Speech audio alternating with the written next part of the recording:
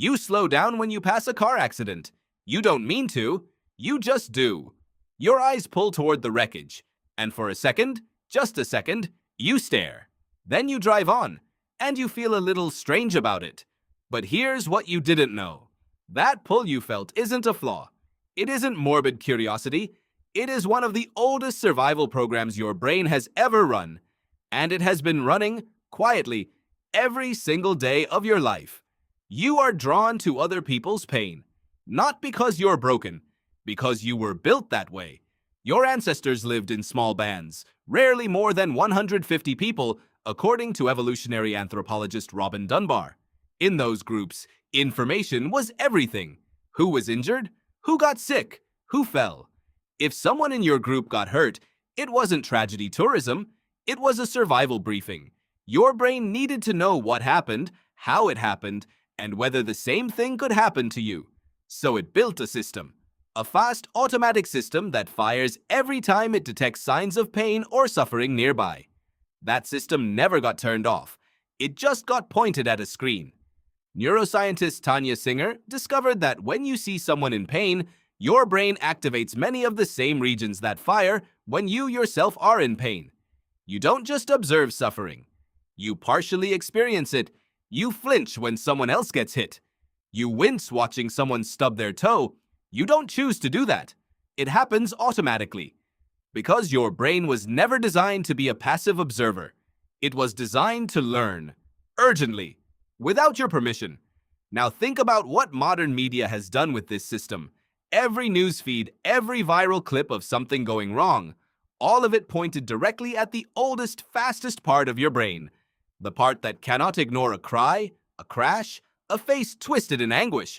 And here is the piece nobody wants to say out loud. There is pleasure in it. Not cruelty, something subtler.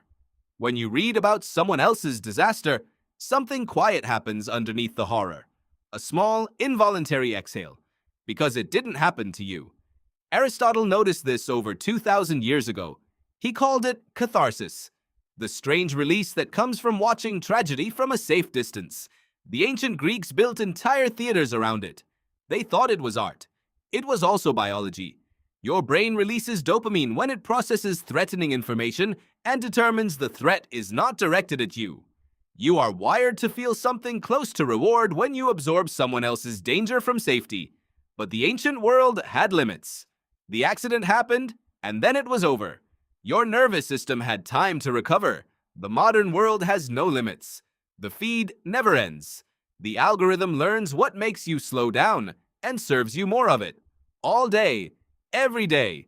Researcher McNaughton-Cassill found that people who consume high volumes of negative news report significantly higher anxiety and helplessness, even when none of the events directly affect their lives.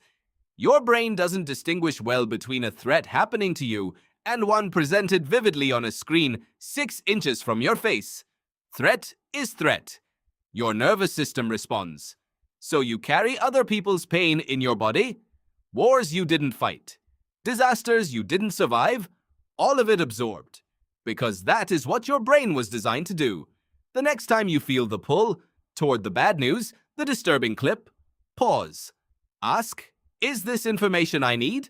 Or is my oldest system doing what it was built to do, scanning a landscape it was never designed for? Your ancestors would slow down at the accident. They would help if they could. And then they would keep walking. Tonight, when you feel the pull toward the scroll, you will slow down, just for a second. You don't mean to, you just will. Now you know why.